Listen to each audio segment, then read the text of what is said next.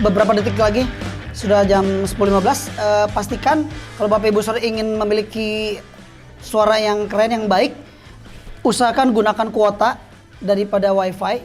Karena mungkin wifi ada banyak yang make, anggota keluarga kita. Gunakan kuota kalau bisa, karena itu akan membuat semuanya lancar. Dan hari ini akan ada perjamuan. Pastikan Bapak Ibu Saudara sudah menyiapkan ya, call center kita juga sudah mengingatkan untuk Bapak Ibu Saudara menyiapkan segala sesuatunya. Dan apabila mungkin sendirian, bisa gunakan earphone supaya suaranya lebih clear. Oke, kita akan segera mulai ibadah kita. Pastikan Bapak Ibu Saudara menyediakan hati, membuka hati untuk menerima firman Tuhan dan menerima hadiratnya. Oke, haleluya.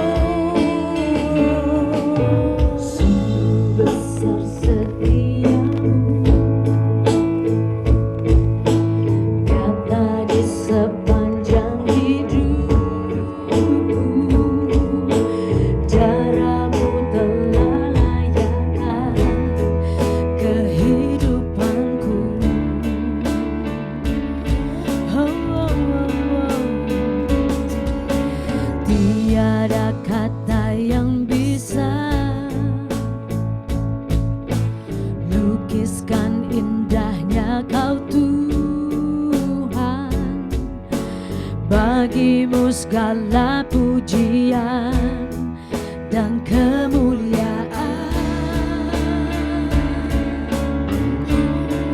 Ku tinggikan Engkau Tuhan, melebihi segalanya, lebih dalam ku menyembah.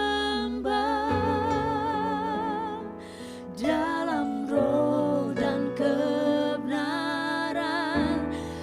ku tinggikan Engkau Tuhan, melebihi segalanya, lebih dalam ku menyembah. Dalam roh dan kebenaran selamanya.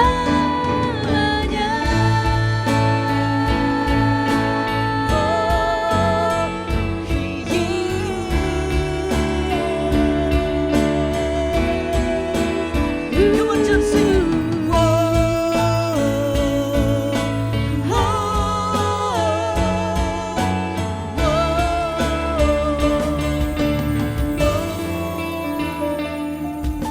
Sungguh besar setiamu, nyata di sepanjang hidupku. Darahmu telah layakkan kehidupanku.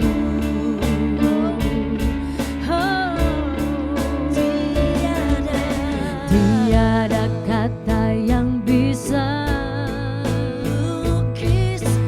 lukiskan indahnya Kau Tuhan. Bagimu segala pujian dan kemuliaan. Semua sama-sama naikkan pujian. Ku tinggikan Engkau Tuhan, melebihi segalanya, lebih dalam ku menyembah. Dalam roh dan kebenaran ku tinggikan Engkau Tuhan, melebihi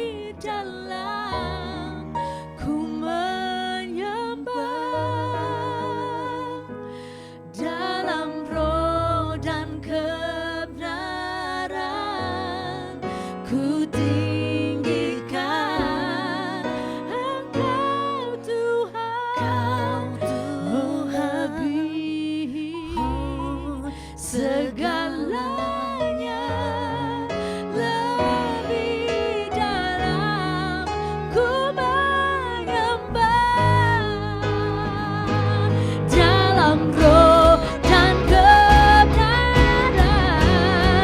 Ku tinggikan Engkau Tuhan, melebihi segalanya, lebih dalam ku menyembah. Dalam roh dan kebenaran ku tinggikan Engkau Tuhan, melebihi segalanya, lebih dalam ku menyembah. Dalam roh dan kebenaran selamanya.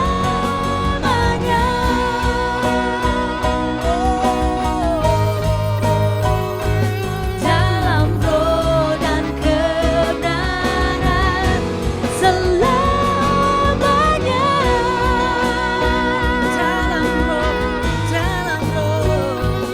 Dalam roh dan kebenaran selamanya.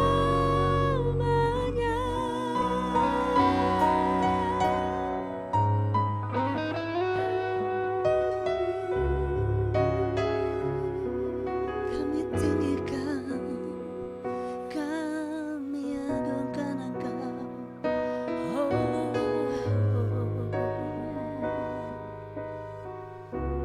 Sama-sama naikkan, ku tinggikan Engkau Tuhan. Ku tinggikan Engkau Tuhan, melebihi segalanya, lebih dalam ku menyembah-Mu. Dalam roh dan kebenaran ku tinggikan Engkau Tuhan, melebihi segalanya, lebih dalam ku menyembah. Dalam roh dan kebenaran selamanya.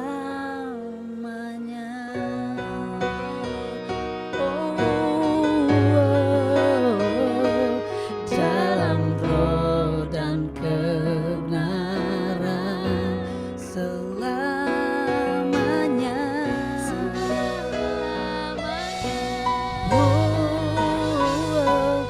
Dalam roh dan kebenaran selamanya.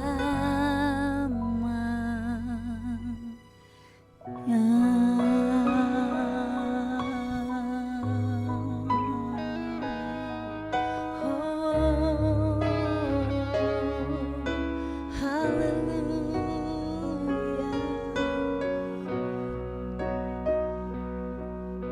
We thank you for your presence, Lord. Bawa kami untuk lebih dalam. Bawa kami untuk lebih dalam menyembah-Mu. Gloria zakashikara zakaba kashikara. Gloria takana mashikara lahatakara latakaya.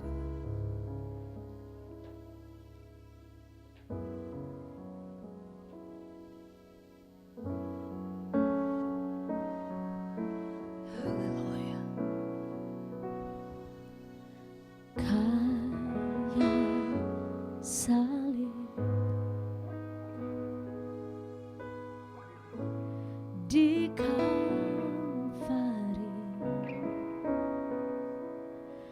saat Kau gantikan diriku.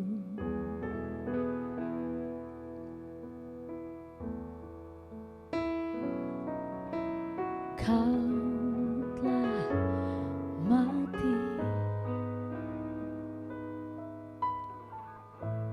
tebus aku. membayar semua pelanggaranku.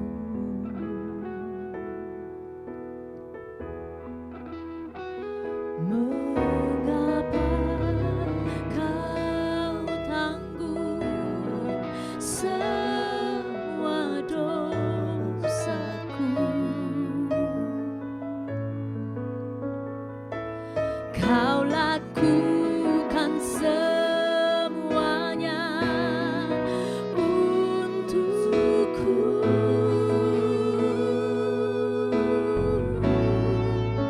Mengapakah engkau mencintai aku? Yes, Lord. Dan mati untukku, memberikan hidupmu supaya aku dapat hidup.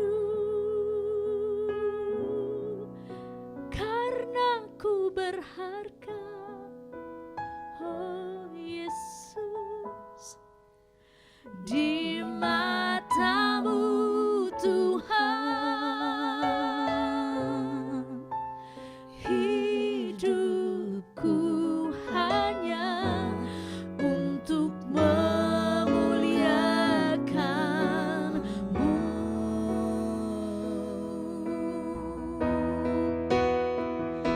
Mengapa kau tanggung semua dosaku?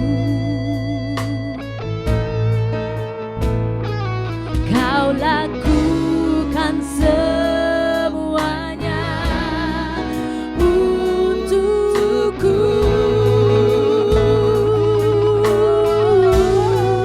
Mengapakah engkau mencintai aku dan mati untukku, memberikan hidupmu supaya aku dapat hidup. Karena ku berharga, Tuhan, di matamu Tuhan. Hidupku hanya untuk memuliakan-Mu. Mengapakah engkau mencintai aku dan mati untukku, memberikan hidupmu supaya aku dapat hidup. Karena ku berharga, di matamu Tuhan. Hidupku hanya untuk memuliakan-Mu. Mengapakah engkau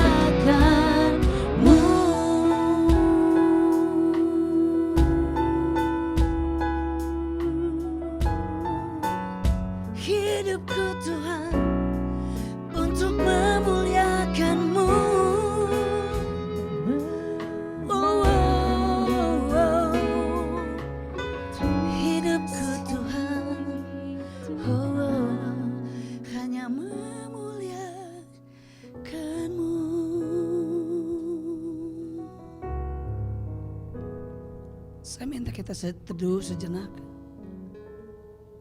Saya minta Liani naikkan pujian ini. Mengapa engkau mencintai aku? Gloria Sikaralata. Mengapakah engkau mencintai aku dan mati untukku, memberikan hidupmu supaya aku dapat hidup, karena aku berharga.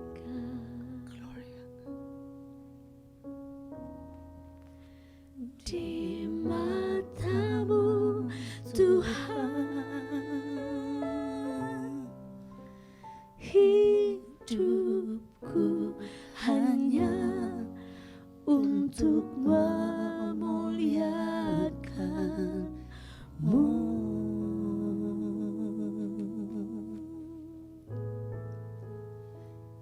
Hidupku hanya untuk memuliakan-Mu.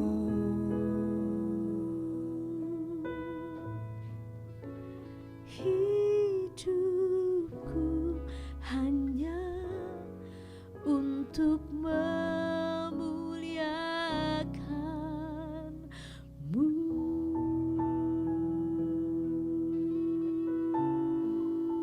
Thank you Jesus. Thank you Jesus. Makasih buat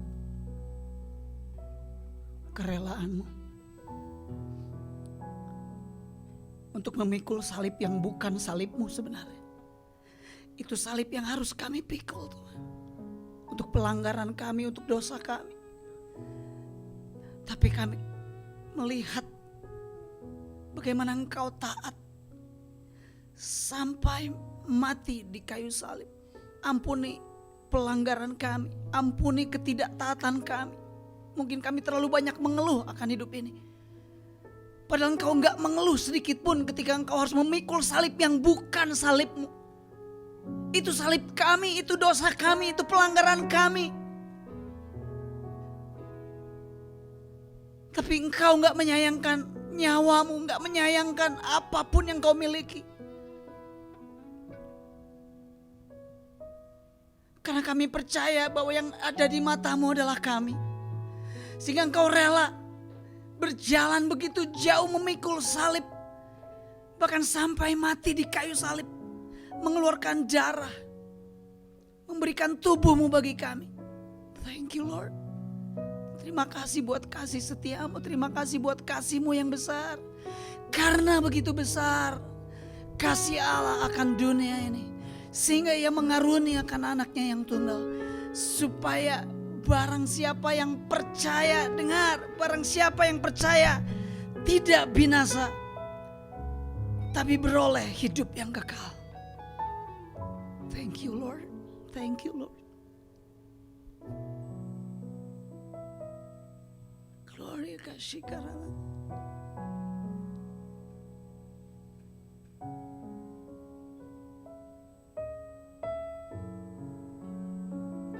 Jesus.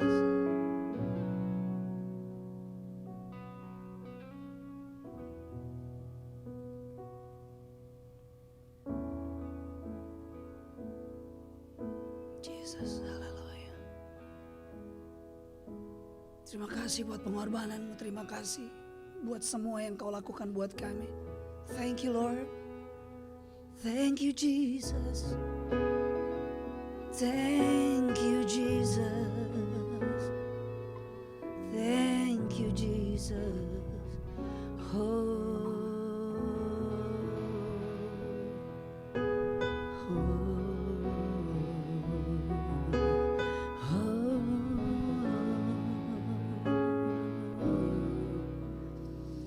Kami sediakan waktu sebentar untuk mendengarkan apa yang menjadi pesan-Mu bagi kami. Mari Tuhan bicara buat setiap kami dimanapun kami berada. Kami percaya firman-Mu telah disiapkan Dan kami percaya bahwa firman-Mu ya dan amin dalam kehidupan kami. Terima kasih Bapa, terima kasih Tuhan Yesus. Bagimu segala pujian, bagimu segala hormat, bagimu segala kemuliaan. Now and forever. Thank you Jesus for your blood, thank you Jesus for your love. Kami siap untuk mendengar firman-Mu. Di dalam nama Tuhan Yesus kami berdoa mengucap syukur. Semua yang percaya, semua yang siap mendengar firman Tuhan dan melakukan, sama-sama katakan amin. Amin. Sama-sama katakan amin. Wow, luar biasa sekali. Oke, ya kita akan sama-sama membuka firman Tuhan. Saya sudah menyiapkan lewat slide. Oke. Bapak Ibu Saudara nanti akan melihat di slide yang saya sudah siapkan buat Bapak Ibu Saudara. Dan setelah firman Tuhan nanti disampaikan, kita akan melakukan perjamuan kudus. Perjamuan kudus yang ini yang kedua kalinya buat United. Perjamuan kudus secara online ya. Walaupun not usual, tidak seperti biasanya. Tetapi inilah kondisi yang ada dan kita harus bisa menerima. Dan tentunya saya percaya seperti yang sering saya katakan bahwa hadirat Tuhan tidak akan dibatasi oleh tempat. Ya, walaupun saudara berbeda tempat dengan kami semua yang ada di sini, dengan kru semua di tempat ini, tapi saya percaya kuasa dari perjamuan kudus juga akan tetap bisa dirasakan dimanapun Bapak Ibu Saudara berada. Oke, saya sudah siapkan, kita akan sama-sama buka firman Tuhan. Kita akan sama-sama buka firman Tuhan di Yohanes pasal yang kelima, ayat yang pertama sampai ayat yang ke-9. Bapak Ibu Saudara, biasanya beberapa hamba Tuhan berkhotbah itu secara topikal, artinya cari topik yang menarik, terus kemudian dicari ayat untuk bisa mendukung topiknya. Nah, kelemahannya adalah ya kadang-kala ayat-ayat yang kira-kiranya kurang masuk, sengaja dimasukin lah, yang penting mendukung topiknya. Itu salah satu kelemahannya. Tapi hari ini kita akan mendengarkan firman Tuhan bukan yang topikal, tapi kita historical. Oke, historical adalah kita melihat sebuah cerita yang terjadi di Alkitab dan kita akan breakdown dan kita akan sama-sama belajar dari ayat yang ada di firman Tuhan yang kita baca, dan kita akan belajar sedikit demi sedikit, dan tapi saya pastikan kita akan juga menemukan poin-poin penting di dalamnya. Oke? Ya. Are you ready guys? Oke, siap semuanya? Yang di studio siap? Siap? Oke, ya. Firman Tuhan saya sudah siapkan di Yohanes pasal yang kelima ayat yang pertama sampai 9. Ini keren banget, kisah yang menarik. Mungkin kita pernah dengar, tapi nggak apa-apa kita dengar sama-sama hari ini ya. Mungkin yang pernah sekolah minggu atau Sunday school atau apa ini namanya United Kids ya, pernah mungkin mendengar cerita ini. Oke, Yohanes pasal yang kelima ayat yang pertama sampai ayat yang ke-9. Sesudah itu ada hari raya orang Yahudi dan Yesus berangkat ke Yerusalem. Ayat yang kedua kita akan baca. Di Yerusalem di dekat pintu gerbang domba ada sebuah kolam yang dalam bahasa Ibrani kolam itu disebut Bethesda. Katakan Bethesda. Bethesda, oke. Ada 5 serambinya, oke. Dan di serambi-serambi itu berbaring sejumlah besar orang sakit. Ini orang yang bermasalah. Dan orang-orang itu macam-macam ya. Ada orang buta, ada orang timpang, dan ada orang lumpuh. Ya, mereka menantikan goncangan air kolam itu. Ini menarik. Jadi ada banyak orang yang sakit, ada banyak orang yang bermasalah. Pingin mengalami kesembuhan, pingin dipulihkan, dan cara pemulihannya unik sekali. Karena di ayat yang keempat, Bapak Ibu Saudara boleh lihat, di ayat yang keempat, sebab ini sewaktu-waktu, artinya begini, nggak jelas kapan, sewaktu-waktu, nggak tahu kapan waktunya, nggak ada kepastian, apakah selalu jam 3, apakah selalu jam 5, apakah selalu jam 7, nggak, sewaktu-waktu, nggak tahu kapan. Itu terserah malaikat Tuhan. Karena ketika malaikat Tuhan turun ke kolam itu. Dan kemudian malaikat Tuhan menggoncangkan air itu. Lalu dikatakan barang siapa? Siapa aja. Oke, dari antara mereka yang bergelimpangan itu. Siapa aja yang terdahulu. Artinya siapa yang paling pertama nyemplung, itu apapun juga penyakitnya, apapun juga problemnya, pasti sembuh. Dengar baik-baik, ada beberapa syarat. Yang pertama, hanya di kolam itu. Hey guys, hanya di kolam itu, nggak ada di kolam lain. Oke, itu yang pertama. Yang kedua, kalau sudah ada di kolam itu, tapi kolamnya nggak bergoncang, terus coba-coba, siapa tahu nyemplung, nggak sembuh, karena syaratnya adalah di kolam itu, tidak bisa di kolam lain. Yang kedua, harus airnya goncang, airnya nggak tenang, airnya harus bergejolak airnya. Baru syarat berikutnya yang ketiga adalah apa? Yang pertama kali nyemplung itu mengalami kesembuhan apapun penyakitnya. Jadi ini bicara begini, ini peluangnya kecil sekali karena begitu banyak orang, dan bukan gini, siapa yang cepet-cepet dan kalau ada 5 orang yang berhasil nyemplung, 5 orang yang sembuh, enggak. Tapi hanya yang pertama yang nyemplung dia sembuh. Syaratnya tadi di kolam itu, saya ulang, berguncang airnya, dan orang yang pertama yang nyemplung dia akan sembuh. Menarik sekali. Berikutnya di ayat yang kelima kita akan breakdown sama-sama. Di situ ada seorang yang sudah 38 tahun lamanya sakit.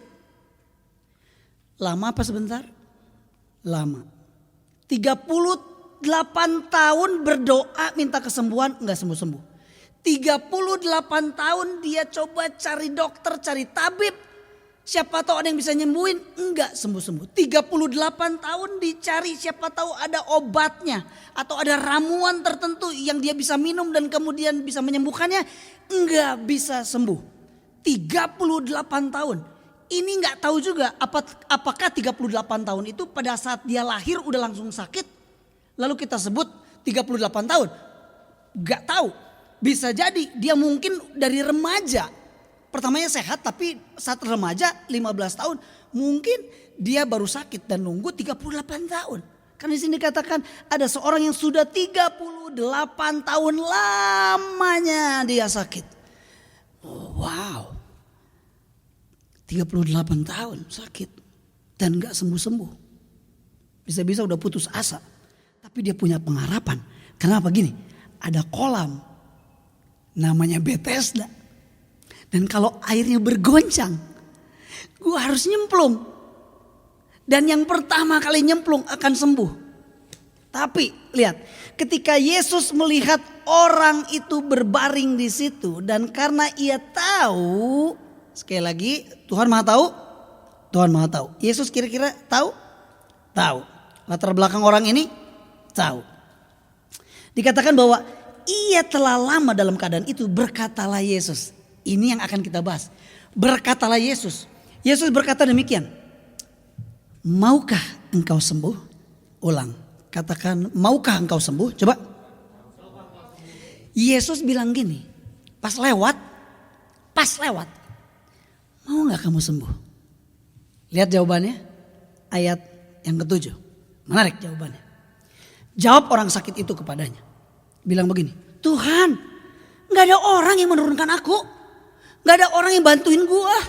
Gak ada orang tuh yang punya belas kasihan. Gak ada orang yang tergerak bantuin gua supaya gua bisa nyemplung ke kolam. Karena kan syaratnya harus orang yang pertama kali nyemplung ke kolam yang airnya bergejolak. Dan harus di kolam ini. Tapi gak ada orang yang bantuin gua. Gak ada orang yang bantuin untuk nurunin gitu loh. Untuk lebih cepat, gak ada. Dan apabila airnya mulai goncang dan sementara aku menuju bergerak, ke kolam itu, ada orang lain yang udah turun duluan. Ayat yang ke-8. Kata Yesus kepadanya, bangun, angkat tilammu, berjalanlah. Gila, ini kalimat sederhana banget. Nggak ada disusun biar grammarnya keren, biar kata-katanya menyentuh. Nggak ada, cuma sederhana. Bangunlah, angkatlah tilammu, berjalanlah. Cuma 3, bangun, angkat, tilam, berjalan. Bangun, angkat tilam, berjalan. Dan pada saat itu juga sembuhlah orang itu. Lalu ia mengangkat tilamnya dan berjalan. Tetapi hari itu hari Sabat. Kira-kira nangkap gak kisahnya? Sampai di sini dulu. Nangkap kisahnya? 38 tahun orang sakit. Kolam Bethesda berguncang karena malaikat turun. Terus kemudian yang duluan nyemplung maka dia akan sembuh. Oke. Pertanyaannya gini, gimana? Kalau airnya bergejolak tapi yang bikin gejolaknya bukan malaikat. Tiba-tiba bergejolak tapi bukan malaikat. Ada orang yang pakai kayu diguncang-guncang. Kira-kira sembuh gak? Enggak. Karena syaratnya harus ada malaikat yang turun. Bukan manusia yang turun ke situ yang mengguncang. Harus malaikat. Malaikat mengguncang. Tapi dia datangnya di kolam yang lain. Ya gak sembuh juga. Syarat-syarat itu penting sekali. Nah, yang keren, yang tertarik saya mau membahas adalah begini. Yesus bertanya dan jawaban dari orang yang sakit itu yang pengen dibahas. Ada kasus yang pertama. Coba lihat di slide. Ini kasus yang pertama. Lucu sekali. Gini ya. Tuhan nanya dan kemudian orang jawab. Orang yang sakit jawab. Tapi ada kasus yang ingin saya compare kepada kita. Bagaimana Tuhan nanya, terus kemudian orang yang ditanyanya gimana? Menjawab apa tidak menjawab? Nah ini, oke, kita akan sama-sama perhatikan baik-baik. Di Kejadian 4 ayat 6 sampai 8, Tuhan bertanya kepada Kain. Ingat? Kain. Ini kisah tentang Kain dan Habel. Tuhan tanya gini. Mengapa hatimu panas dan mukamu muram? Tuhan nanya loh sama Kain loh. Ibarat kalau saya nanya sama Widi. Wid, kenapa Wid? Muka lu kok kayaknya asem gini Wid? Lihat. Buka Alkitabnya. Ayat ke-8. Tidak ada jawaban dari Kain. Gila loh. Tuhan nanya gak dijawab. Sableng ini. Harusnya dijawab dong. Kenapa hatimu panas dan mukamu muram?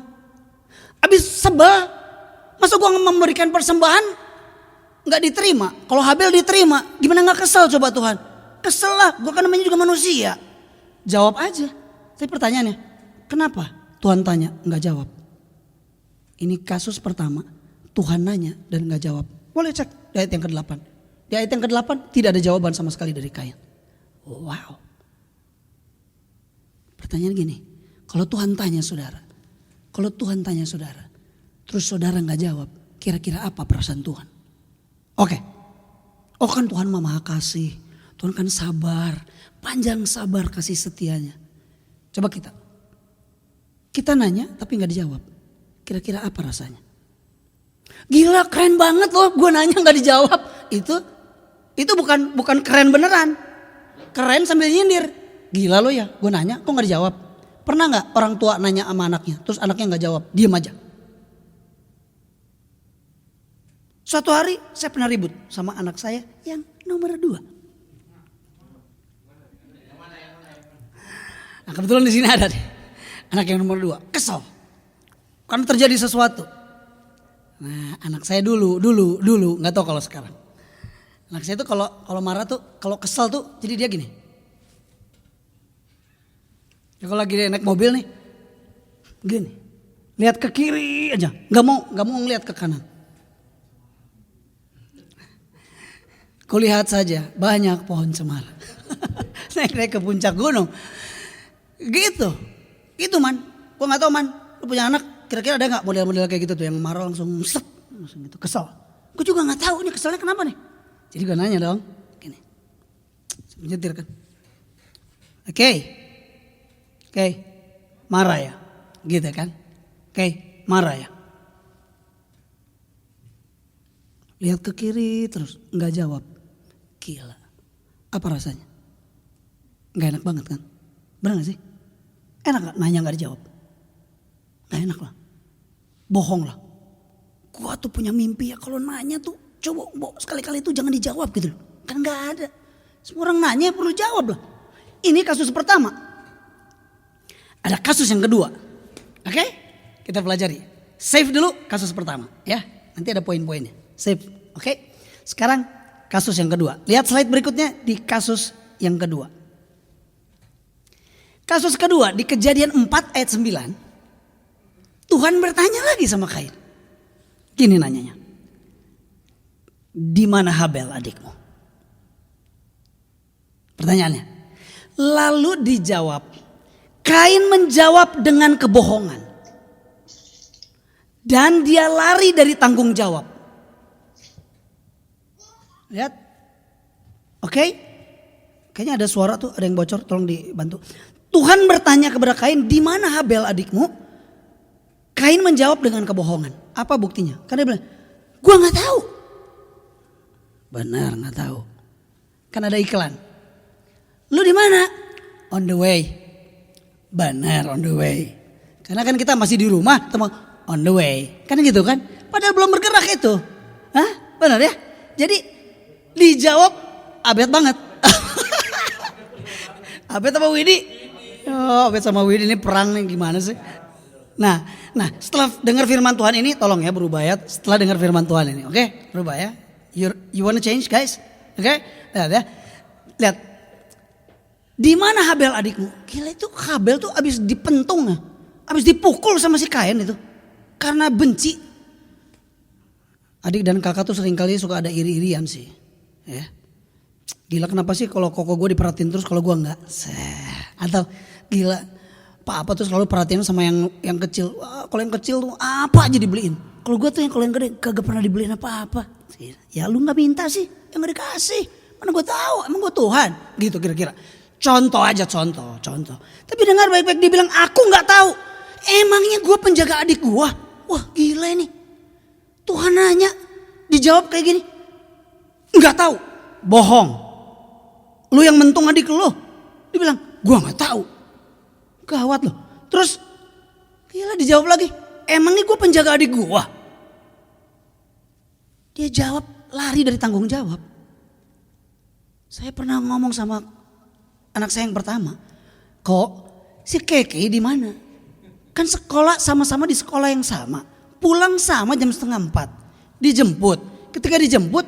Kok yang nongol udah gitu langsung masuk ke mobil. Keke mana? Loh yang mana gue tahu? Gila. Bener sih, emang nggak tahu, dia nggak bohong. Tapi masalah tanggung jawab, sorry man, lu koko, lu kakak, lu harus tanggung jawab. Pastikan adik lu ada di mana. Ya kan udah gede lah, semua juga nanti main lah di mana lah kita juga kagak tahu. Ya sebelum lu ke mobil ya lu tolong dong pastikan, kayak lu ada di mana. Nih papa udah jemput, mama udah jemput kan gitu, memastikan ini anak ada di mana. Emangnya gue penjaga adik gue? Berat, gila. Abot. Bahasa Cirebon, abot. Ingat kasus pertama, Tuhan nanya nggak dijawab. Setuju? Oke. Kasus kedua, Tuhan nanya tidak tepat, dia bohong. Dijawab dengan kebohongan. Dan lari dari tanggung jawab. Emangnya gua penjaga adik gua? Wow. Gila lo itu. Berikutnya. Ini kasus berikutnya nih. Masih sama. Lihat. Di seputar Taman Eden. Hati-hati. Perhatikan baik-baik firman Tuhan ini. Kejadian 3 ayat 9 sampai 10. Tuhan bertanya kepada Adam. Gini. Baiklah kita menjadikan manusia menurut gambar dan rupa kita. Lalu diciptakannya manusia menurut gambar dan rupa Tuhan. Diciptakannya dia laki-laki dan perempuan. Oke? Sedikit memberitahu kepada kita semua itu. Oh tenang. Jangan marah gitu. Jangan marah. Tenang. Oke, jadi gini. Tuhan berfirman, baiklah kita menjadikan manusia menurut gambar dan rupa kita. Lalu dikatakan berikutnya di Kejadian pasal yang pertama, ayat 23, 24. Di situ ayat 26, 27. Dikatakan bahwa lalu Tuhan menciptakan manusia menurut gambar dan rupanya. Diciptakannya dia laki-laki dan perempuan. Oke? Tidak ada jenis kelamin yang lain. So, kalau ada jenis kelamin lain yang di tengah-tengah, Saya agak ragu, apakah itu sesuai dengan grand design Tuhan apa enggak. Lalu Tuhan cuma bilang begini, Adam, apa saja pohon yang ada di taman ini lu boleh makan semuanya. Tapi kecuali pohon yang ada di tengah-tengah, kau tidak boleh memakannya. Jadi kalau ada jenis kelamin yang ada di tengah-tengah, jangan-jangan itu pohon. Karena yang dikatakan Tuhan di situ, yang di tengah-tengah itu cuma pohon. Nah, Tuhan berfirman kepada Adam, semua boleh dimakan kecuali pohon yang ada di tengah, buahnya nggak boleh kamu makan. Ngerti? Oke. Tiba-tiba ada terjadi sesuatu, Hawa terus kemudian menawarkan buah itu kepada Adam. Hawa karena dapat bujuk rayu dari si ular. Iblis itu menyamar jadi ular. Ya, yang ada di ular itu, terus kemudian bisik-bisiklah ke Hawa, wih gile, keren, ngerayu Hawa, akhirnya Hawa makan. Lalu Hawa itu menyerahkan buah itu, menawarkan kepada Adam. Dengar baik-baik. Dan Adam memakannya. Terus kemudian Tuhan nanya, Adam, lo di mana? Kamu di mana Adam? Lihat jawabannya. Adam tidak menjawab dengan tepat. Gampang dong. Adam, kamu di mana? Ini di dekat pohon yang kata Tuhan jangan makan itu loh. Aku di situ sama istriku. Kan gitu harusnya. Gitu aja, simpel aja jawab. Ini enggak loh. Masa jawabnya begini? Adam dengan jelas tidak menjawab dengan tepat dan berdalih. Oke? Dalihnya begini. Ketika aku mendengar bahwa engkau ada di dalam taman ini, aku jadi takut. Karena aku telanjang. Aku takut. Sebab itu aku bersembunyi. Nggak peduli lu bersembunyi di mana. Kalau ditanya lu di mana, tinggal jawab aja. Gua di WC. Lu di mana? Gua di taman. Lu di mana? Gua di Arkana. Lu di mana? Gua di rumah. Gitu jawabnya. Sederhana kan? Lihat pertanyaannya. Tapi ini pertanyaan Tuhan dijawab dengan, ketika engkau lagi berjalan-jalan di taman dan aku merasa bahwa engkau ada di taman dan aku jadi takut karena aku telanjang. Jadi aku bersembunyi. Wow. Jawabannya berdalih. Oke? Next. Ada kejadian berikutnya. Oke. Lihat. Kejadian 3 ayat 11 dan 12. Tuhan bertanya kepada Adam. Bilang begini. Apakah engkau makan dari buah pohon yang kularang untuk engkau memakannya? Apakah engkau makan dari buah pohon yang kularang engkau makan? Nanya. Pertanyaan. Oke? Apa jawabannya? Kembali Adam tidak menjawab dengan tepat, tapi berdalih. Padahal nanya. Tuhan nanya gini. Kamu makan buah yang gua larang ya? Iya Tuhan. Hilaf. Aduh, abisnya kayaknya menarik banget gitu loh Tuhan. Jadi aku pengen coba sih. Ya namanya manusia Tuhan ya, kayaknya kalau apa yang dilarang tuh kayaknya gitu penasaran gitu kan. Makanya mendingan Tuhan jangan larang-larang, udah aja gitu. Tapi kalau ditanya udah aja jawab, iya bener kau makan tuh buahnya. Harusnya kan gitu, bener. Ini jawabnya apa? Perempuan yang kau tempatkan di sisiku. Coba lihat di sisinya ada perempuan gak? Gak ada. Charlie gak ada, sendirian. Perempuan yang kau tempatkan di sisiku itu loh. Dia yang memberi dari pohon itu. Buahnya itu dikasih ke gua gitu loh. Sehingga gua makan. Dengar baik-baik. Tuhan kasih perintah sama Adam. Jangan dimakan. Terus istrinya tawarin buah itu. Makan Adam. Ditanya. Apakah kamu makan dari buah itu? Yang ada di tengah-tengah itu yang gak boleh lu makan. Jawab aja. Iya Tuhan. Maaf Tuhan. Hilaf. Boleh dong. Kenapa gak jawab gitu aja? Menarik loh. Kenapa jawabnya jadi berdalih? Iya gara-gara perempuan itu tuh. Itu sih Tuhan ciptain perempuan itu yang di sebelah. Dia tuh yang ngasih. Come on. Apa yang menarik dari kisah ini? Kisah pertama tadi tentang Tuhan bertanya kepada si orang sakit. Kamu mau sembuh gak? Next. Lihat. Kejadian berikutnya yaitu yang tadi kita baca. Oke. Yesus berkata kepada orang sakit, mau gak kamu sembuh? Sederhana loh. Kalau saya tanya, Charlie, kamu mau sembuh gak? Jawaban cukup aja, mau. Kenapa harus jawabnya gini? Gak ada orang sih yang menurunin gua. Gua kan udah berusaha loh, gua udah nginep di sini, gua nginep di tenda loh, gua udah sampai bertahun-tahun loh di sini lo nungguin loh. Tapi habisnya nggak ada orang sih yang nurunin gua, nggak ada yang nolongin gua. Jadi akhirnya apa? Ya gimana ya, gua kehilangan kesempatan. Jadi makanya gua nggak sembuh-sembuh. Kenapa juga harus ngomong gitu? Saya tertarik sekali membahas ini. Kenapa? Karena hari-hari ini ketika kita ada pandemik, nggak ada pandemik aja udah mumet. Sekarang dengan ada pandemik itu juga ada kemumetan yang baru.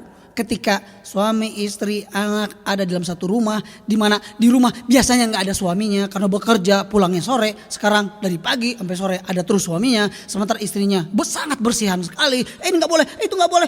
Lagi ngepel, tolong kalau lagi ngepel jangan jalan-jalan dulu. Tapi aku mau pup, nggak bisa. Kamu terus tunggu di situ. Kalau pupnya nanti sampai merojol bagaimana? Ya pokoknya lu harus tahan. Loh, gimana ini? Yang biasanya pergi keluar tiba-tiba suaminya ada di rumah. Jadi keributan baru. Anak juga sama, yang biasanya sekolah sekarang ada di rumah. Ibu-ibu jadi guru sekarang mau gak mau. Dan mulai ada tensi-tensi yang naik menimbulkan sebuah konflik. Dan ketika konflik terjadi memanas. Dan seringkali orang tua bertanya kepada anak, anak bertanya kepada orang tua. Dan suami bertanya kepada istri, istri kepada suami. Dengar baik-baik, kisahnya mirip-mirip ini. Benar gak? Bertanya dan enggak dijawab. Tuhan tanya enggak dijawab. Tuhan tanya sama Kain, di mana Habel adikmu? Gua nggak tahu, bohong. Bukan kamu asem nih. Kenapa muka lu asem? Kenapa lu panas hati? Nggak dijawab loh. Berapa banyak hari ini orang tua nanya, anak nggak jawab. Anak nanya, orang tua nggak jawab. Suami nanya, istri nggak jawab. Istri nanya, suami nggak jawab. Pemimpin nanya, semua diem, nggak ada yang jawab. Bukankah sering kita temukan di grup WA? Coba. Hai guys, hari ini jadi gak ada klub? Gak ada yang jawab. Sih, betul. Salah satu kelemahan dari grup. Sampai saya bilang gini, kejar, udah by personal aja.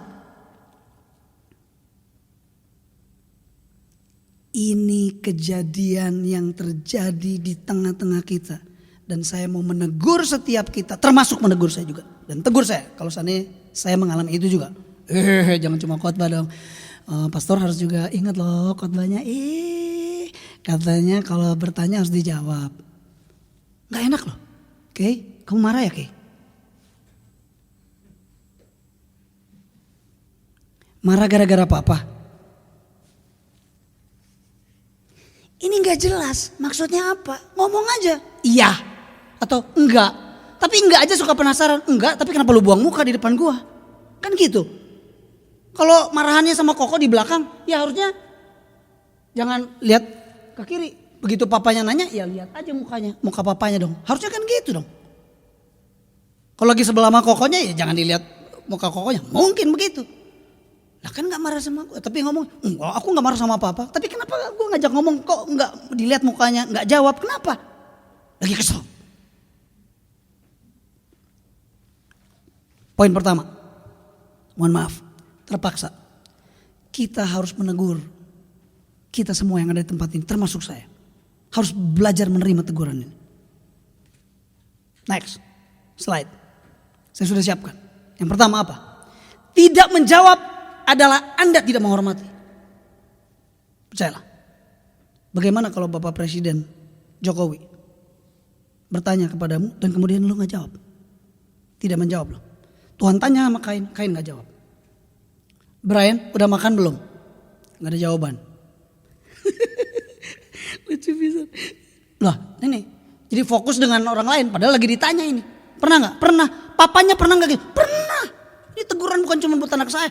Bukan buat jemaat, bukan. Pemimpin juga harus ditegur. Karena kalau ditanya gak jawab. Dengar baik-baik. Tidak menjawab pertanyaan adalah Anda tidak menghormati orang yang bertanya kepada saudara. Anda tidak respect. Enggak, maksudnya aku tuh ya lagi mikir dulu supaya aku bisa menjawab. Ya tetap ngomong. Gimana? Menurutmu gimana? Diem gak ada jawaban. Kita kan bingung, maksudnya gimana nih? Gua kan bukan Tuhan yang bisa tahu bahwa lu mikir apa enggak atau otaknya lagi kemana nih, gak tahu. Ngomong aja, bentar Dad. aku takes time. Aku need space of time untuk aku mikir untuk bisa menjawab. Oh, oke, ditungguin. Jadi jelas. Kalau enggak nanya nggak dijawab, bagaimana? Atau nanya ternyata jawabannya tidak tepat seperti yang harusnya. Maukah kamu sembuh? Jawab aja. Mau. Adam, Habel, di mana adikmu? Kain, di mana Habel adikmu? Tadi aku pentung, soalnya kesel gua. Itu jawabannya. Atau ditanya, Adam, apa yang kamu makan? Itu kamu makan dari buah yang aku larang ya? Iya Tuhan, gitu aja jawab. Kamu di mana Adam? Aku di sini. Aku di sini. Kamu di mana? Hei, jawab yang benar. Ditanya, jawab yang benar. Dan please, kalau ditanya, jawab. Poin pertama ingat. Kalau ditanya, jawab. Bilang, kalau ditanya, jawab. Tapi aku kan lagi kesal. Sekesal-kesalnya, tetap jawab. Tetap jawab kenapa? Belajar jawab. Karena tidak menjawab adalah bukti, adalah tanda bahwa Anda tidak menghormati orang itu. Apalagi? Next slide. Menjawab pertanyaan dengan dalih biasanya ada masalah. Ya? Udah dibilang sama papa, kan kamu izin mau pergi sama teman-teman. Pulang jam berapa? Pulang jam berapa? Jam 10 deh. Oke, jam 10. Sekarang jam berapa? Tadi pas waktu lagi di jalan, itu pasti ada masalah tuh. Saya tinggal jawab aja. Iya, Dad, harusnya jam 10. Tapi aku telat datangnya, aku telat pulangnya, aku salah, beres. Enggak ini. Sebenarnya tadi itu Pak, waktu lagi kita pergi rame-rame, sebenarnya itu Keke udah mau pulang, tapi itu dalih. Dan that's the problem. Gak perlu jawab dengan dalih. Apa yang ditanya, jawab aja. Karena biasanya kalau orang berdalih, mesti ada masalah. Betul? Coba Charlie. Re, biasa pulang jam 7. Kenapa sekarang pulangnya jam 11? Jadi waktu lagi gue ada di toko. Sebenarnya waktu itu makan mulai kan. Pasti ngomong-ngomong ini pasti masalah ini. Bener gak? Udah aja jawab aja. Salah. Harusnya jam 7. Tapi sekarang jam 11. Karena gitu. Bukan perempuan yang kamu taruh di sampingku itu loh. Suruh siapa? Diciptakan. Coba kalau gak diciptakan. Enggak kan gue makan buahnya.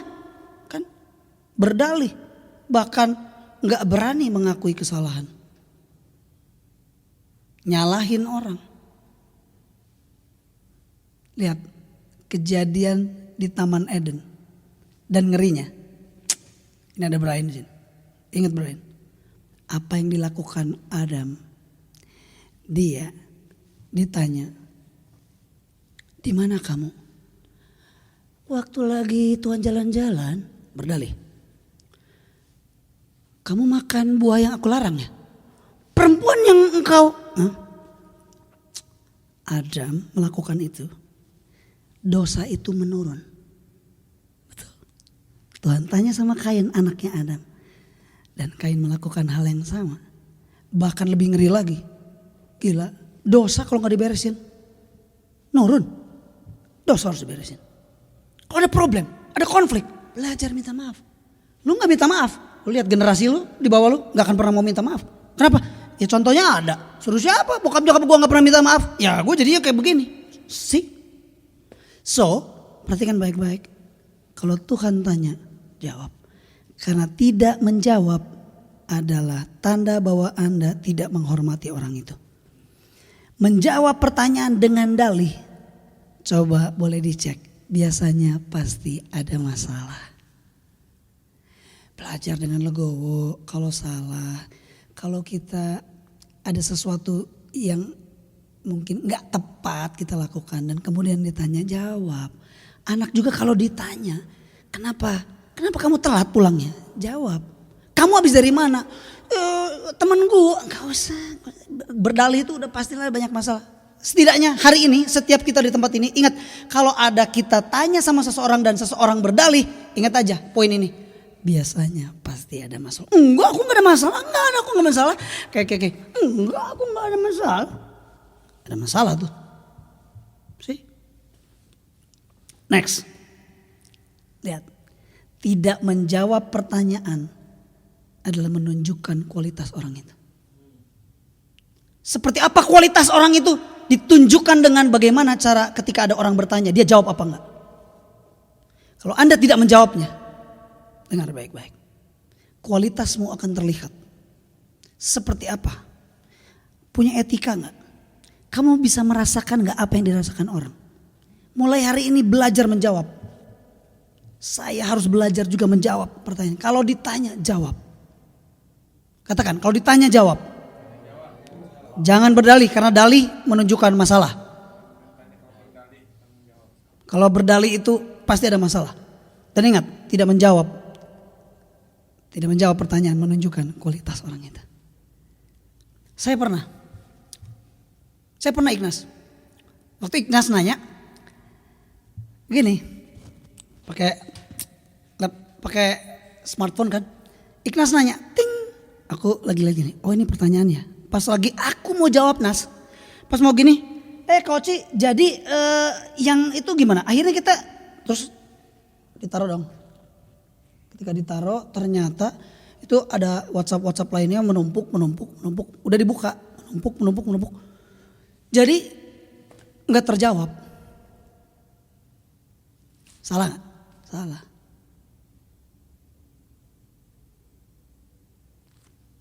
Pertanyaannya kalau salah harus apa?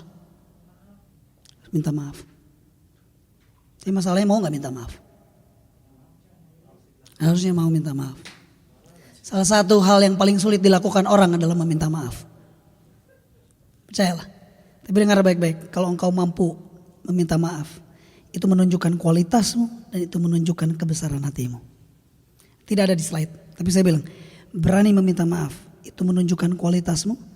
Dan berani minta maaf menunjukkan kebesaran hatimu. Dan engkau sedang berkata bahwa memang di dunia ini gak ada yang sempurna. Setiap orang bisa melakukan kesalahan. Next point.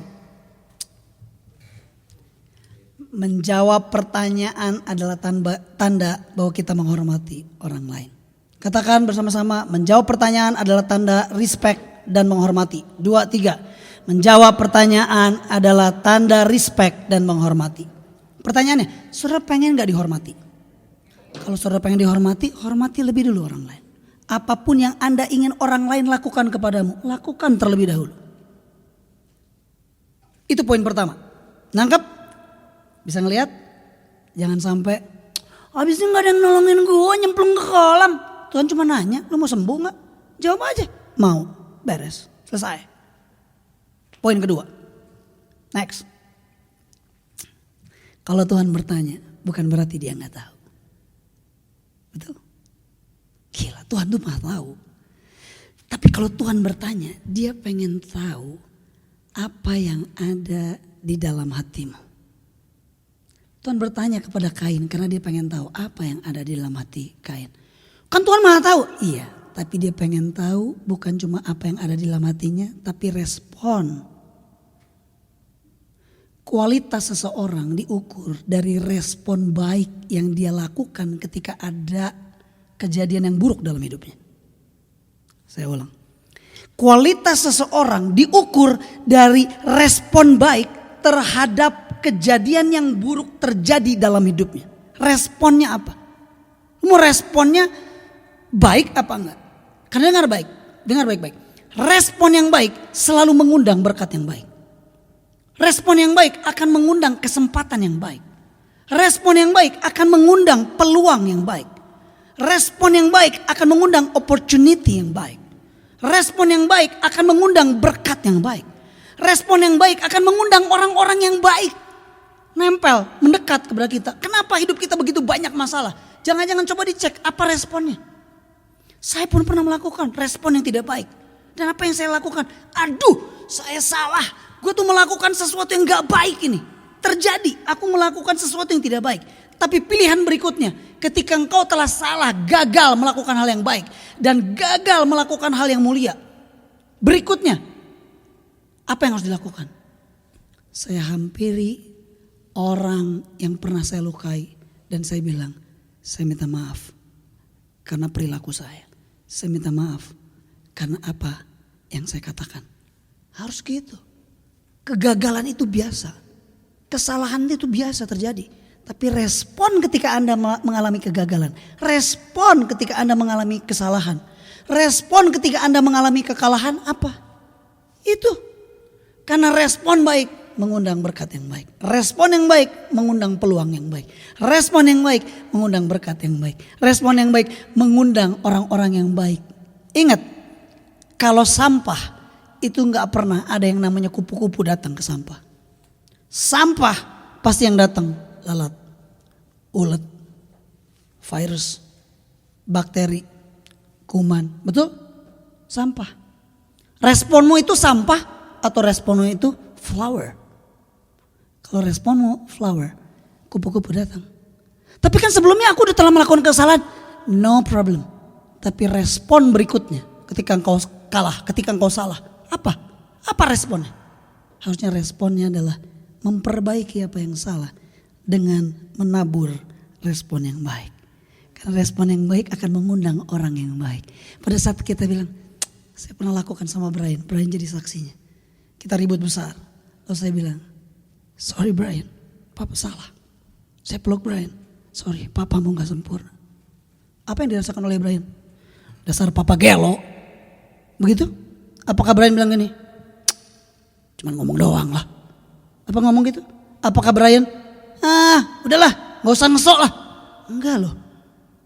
Begitu saya datang, saya peluk Brian. Brian, I'm wrong. I do my mistake. Saya lakukan kesalahan. Sorry, Papa belum jadi Papa yang baik. Apa yang dirasakan oleh Brian? Saya berharap apa yang saya katakan benar adanya. Jadi makin sayang. Jadi makin respect. Makin, aduh gimana ya. Hati bisa merasakan. Itu sebabnya kesalahan apapun, kegagalan apapun yang engkau pernah alami dalam hidup. Responi dengan baik.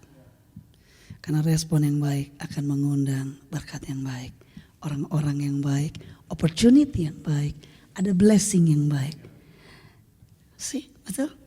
Saya pernah ngomong juga sama Brian, semoga Brian masih ingat.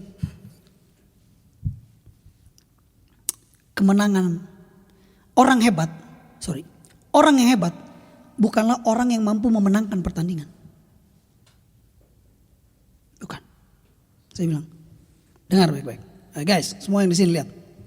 Orang yang keren, orang yang berkualitas, orang yang hebat bukanlah orang yang mampu memenangkan pertandingan.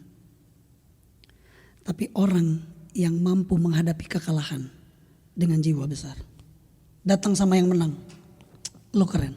Gila. Selamat ya. Keren. Itu kemenangan yang sejati. Dan dengar baik-baik. Bahwa kemenangan sejati bukanlah ketika engkau menang terhadap pertandingan. Tapi ketika engkau menang terhadap kehidupan. Ada banyak orang yang hebat. Menang dalam pertandingan. Tapi kalah di dalam kehidupan. See? Mengalahkan orang lain jauh lebih mudah daripada mengalahkan diri sendiri, right? Pilihan, your choice itu ada di depan saudara. Apakah saudara mau menjadi pribadi yang keren di hadapan Tuhan apa enggak? Kalau mau, ditanya, jawab. Karena menjawab pertanyaan adalah tanda bahwa Anda menghormati orang lain. Menjawab pertanyaan adalah tanda bahwa Anda respect sama orang lain. Menjawab pertanyaan menunjukkan kualitasmu seperti apa. Yang kedua, kalau Tuhan bertanya, dia bukan gak tahu, dia tahu. Tapi dia pengen tahu apa isi hatimu dan dia pengen tahu apa responmu.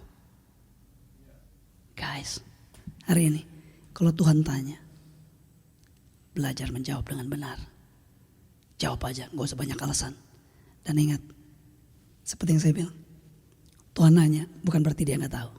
Dia tahu, tapi dia pengen tahu, Ica, memang suamimu tuh begitu Ica. Ya, udah jelas. Ya. Tapi dengar Ica.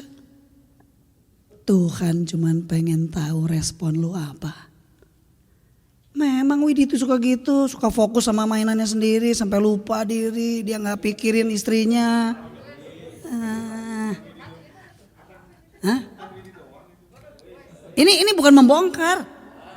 Bukan ngebongkar. Contoh. Contoh loh. Ingat baik-baik. Oh, ingat ya. Please tolong berubah. Kalian kalau ada di grup please tolong berubah. Ya oke, sibuk. Umpamanya sibuk. Oke. Tapi pastikan. Menjawablah. Ya. Oke. Nggak mudah. Oh, dan juga tahu lah. Bapaknya ini juga pernah juga lakukan banyak kesalahan. Dia nanya nggak dijawab. Saya salah. Tapi firman Tuhan ini kan bukan cuma buat jemaat, tapi buat pemimpin juga. Mau nggak pemimpin berbesar hati untuk, sorry ya Wit, kemarin pas lo nanya kita makan di mana, nggak dijawab, gitu. Sebagai tebusannya, ya udah kita makan di sini. Oh gitu, kata Widi, gila kita makannya di tempat yang mewah banget. Langsung dijawab sama saya, enggak sih, mewah enggaknya itu bukan di tempat mana kita makan, tapi bersama siapa kita makan. Gila loh. Jauh lebih penting orangnya, bukan makan di mana. Percaya, kita makan di tempat paling enak, tapi kita bersama dengan orang yang salah, orang yang tidak tepat. Bete. Benar nggak? Tapi alah, di tempat makan yang sederhana, yang biasa, murah, nggak mahal, tetap sih kata ibu negara harus tetap yang bersih. Iya, oke yang bersih. Dan dengar baik-baik, tapi di tempat yang sederhana, yang bersih, tapi makan dengan orang yang tepat. Sedap. Berikutnya, saya akan selesai. Lihat, jam berapa nih? Kok nggak kelihatan jamnya nih? Sekarang jam berapa nih? Oh dikit lagi. Oke, 10-15 menit lagi. Oke, lihat nomor 3. Betapa pentingnya komunitas. Katakan pentingnya komunitas. Oke, betapa pentingnya komunitas. Ini ayat coba perhatikan baik-baik. Yohanes 5 ayat ke-7 bilang begini. Gila loh ini. Jawab orang sakit itu, Tuhan, tidak ada orang yang menurunkan aku. Pertanyaannya, di mana orang tuanya? Di mana adiknya? Di mana kakaknya? Di mana tantenya? Di mana omnya? Di mana teman-temannya? Di mana saudara-saudaranya? Gak ada. Ini orang ngeri banget. Ini orang gak punya komunitas ini. Tapi masih ada kasih karunia loh. Walaupun orangnya gak punya komunitas. Tapi Tuhan lewat dan kemudian menyembuhkan orang ini. Betul? Tapi jangan dijadikan sebuah doktrin. Tenang aja. Orang yang sakit 38 tahun aja gak punya komunitas aja disembuhin Tuhan. Ya itu pas Tuhannya lewat. Kalau Tuhannya gak lewat. Jangan itu jadikan prinsip. Aku gak perlu komunitas. Aku bisa hidup sendiri. Cobain. Parah banget. Tapi ada satu kejadian yang keren. Kejadian sama-sama di tempat orang yang sakit. Coba lihat ayatnya. Next slide. Di Markus pasal yang kedua. Ada orang-orang datang membawa kepadanya seorang lumpuh digotong oleh 4 orang. Orang lumpuh. Tadi orang sakit 38 tahun. Tapi orang yang sakit 38 tahun gak ada siapapun yang bantuin dia. Tapi di sini orang lumpuh ada 4 orang yang membantu. Dan kemudian ayat keempat, coba lihat. Tetapi mereka tidak dapat membawanya kepadanya karena orang banyak berseliweran, orang banyak penuh, crowd. Sampai dia gak bisa. Terus mereka membuka atap yang ada di atas. Tepat Yesus lagi ngajar di rumah seseorang.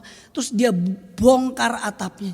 Gila loh, 4 orang ngebongkar atap. Lihat, lalu mereka menurunkan orang yang lumpuh itu tepat di atas Yesus, diturunkan.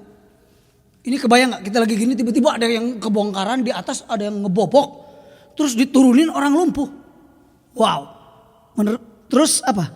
Sesudah terbuka mereka menurunkan tilam tempat orang lumpuh itu berbaring. Ketika Yesus melihat, dengar baik-baik. Hai.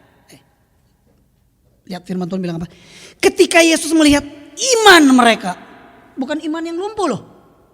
Iman mereka. The power of community. Ada 4 orang. Berapa banyak di antara kita gak punya komunitas? Wajar luntang lantung gak jelas. Pengembaraan gak jelas. Perlu community.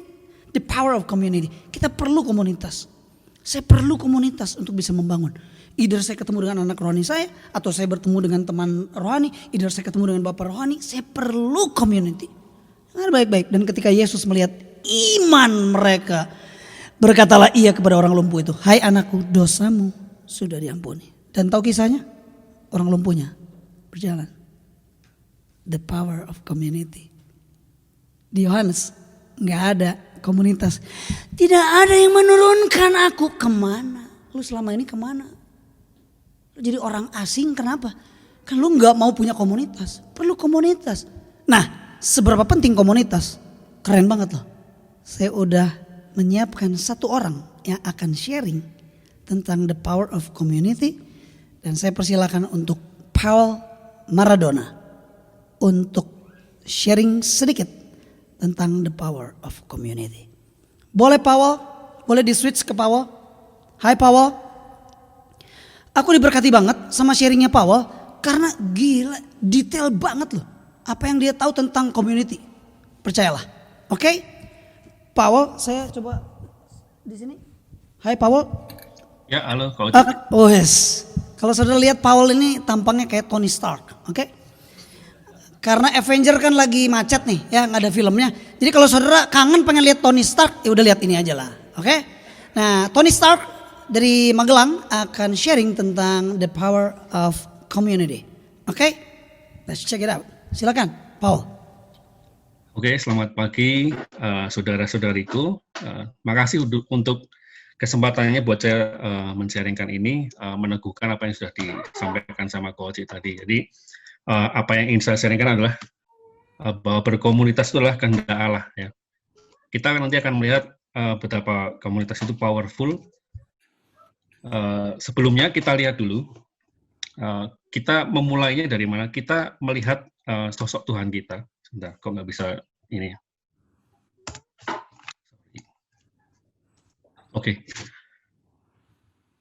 Kita tahu bahwa di Perjanjian Lama, ketika Musa menuliskan tentang Tuhan, mostly dari kata-kata tentang Tuhan, itu mostly dia tulis adalah Elohim. Nah, kita tahu bahwa Elohim itu, kata im-nya dalam Elohim, itu bermakna jamak. Artinya ada lebih dari satu. Jadi, bukan tunggal, tapi ada beberapa. Gitu. Nah, ketika Musa berkenalan dengan Tuhan di bukit ya. Kemudian Musa bertanya, nama apa yang harus aku sampaikan ke bangsa Israel? Nama apa yang nama Tuhan apa yang aku harus perkenalkan kepada bangsa Israel? Tuhan cuma menjawab, aku adalah aku, which is dalam bahasa aslinya adalah Yahweh. Gitu ya. Nah, kemudian ketika Musa menuliskannya, ia lebih sering menggunakan kata Adonai atau Elohim. Dan uniknya, dia sering kali menuliskan kata Elohim. Bahkan nabi-nabi yang lain pun sering menuliskan menggunakan kata Elohim. Kenapa? Nah, kita baru tahu kemudian ketika Tuhan Yesus datang 2000 tahun yang lalu, ketika pertama kali dia berkhotbah di atas bukit, dia memperkenalkan pribadi Bapa. Ya. Jadi ketika Tuhan Yesus datang, kita baru tahu bahwa ternyata ada 3 pribadi, yaitu pribadi Bapa, yang oleh Matius sering ditulis sebagai Bapa di sorga. Ya. Kemudian pribadi anak, yaitu Tuhan Yesus sendiri. Ketika Tuhan Yesus dibaptis, pribadi Bapa mengkonfirmasi bahwa ini adalah anakku yang kukasihi. Kepada dialah aku berkenan. Kemudian Tuhan Yesus sendiri memberikan kesaksian tentang siapakah dirinya. Di Yohanes berkali-kali Tuhan Yesus berkata, akulah dia. Akulah pokok anggur yang benar. Akulah jalan kebenaran dan hidup. Akulah terang. Dan akulah gembala yang baik. Akulah, gitu ya. Sampai 7 kali dia ngomong akulah. Gitu.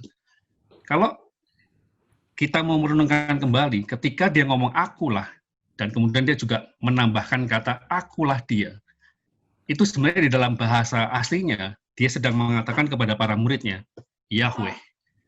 Dan akulah dia, sama dengan aku adalah aku. Aku adalah dia yang dimaksudkan oleh Musa. Kemudian ketika Tuhan Yesus mau naik ke surga, ketika dia sudah bangkit, dia memperkenalkan pribadi ketiga, yaitu pribadi penolong, yaitu Allah Roh Kudus.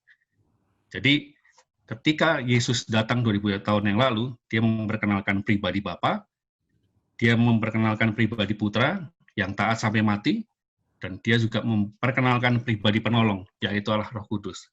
Nah, kemudian mungkin ada pertanyaan, lalu gimana dengan pernyataan ini?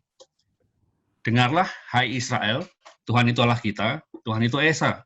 Ya, ini adalah hukum yang terutama ya di dalam Ulangan maupun di dalam Markus.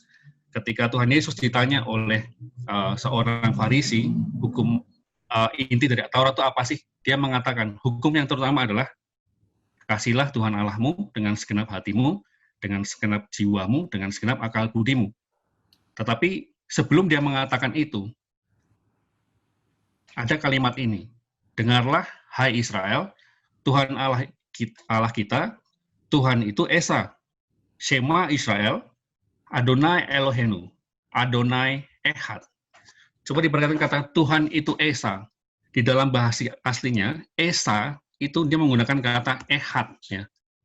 Jadi, kata satu di dalam bahasa Ibrani, itu ada Esa dan juga Yahid. Nah, tarik kenapa Musa menggunakan kata Esa, bukan kata Ehad, bukan kata Yahid. Ya. Kata Ehad di dalam bahasa aslinya itu mempunyai makna satu yang jamak atau united. Gitu.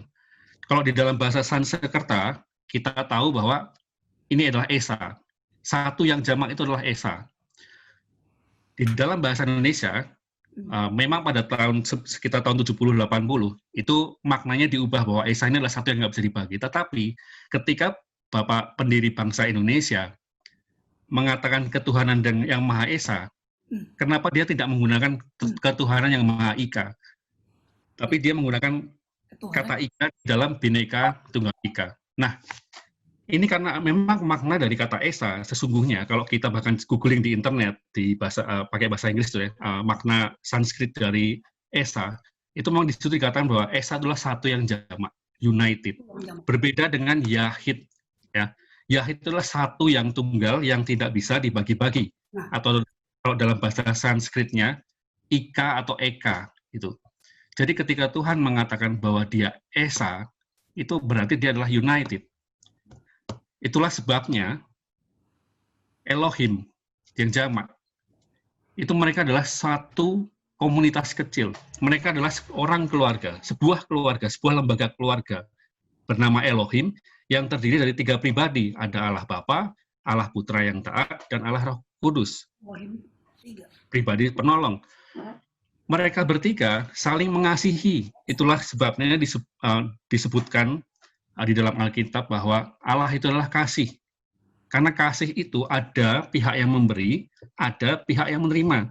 Tidak mungkin Allah itu kasih kalau dia itu lonely, sendirian. Dia ada 3 pribadi yang saling mengasihi. Itulah sebabnya disebut Allah itu kasih.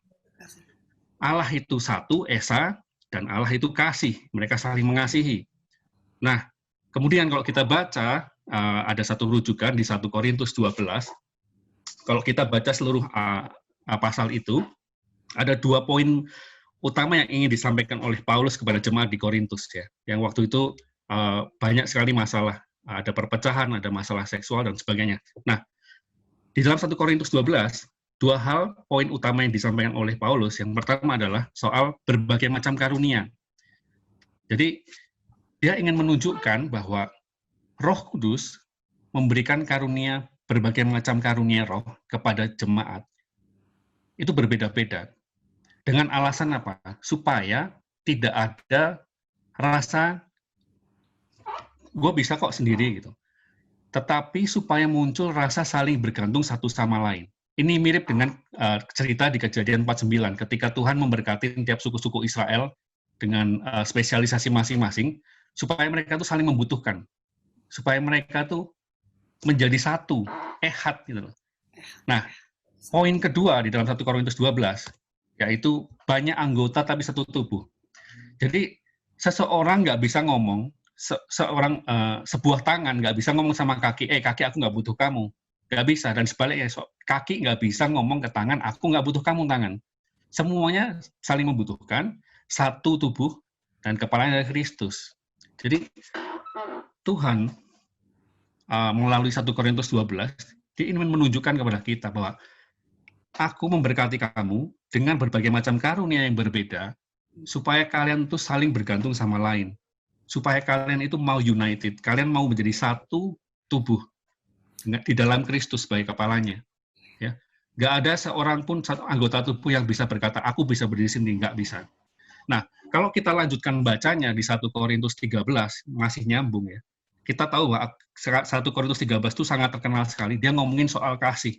Jadi ketika Paulus ngomongin kasih di 1 Korintus 13, ini konteksnya sebenarnya soal komunitas gitu. Nyambung dari 1 Korintus 12.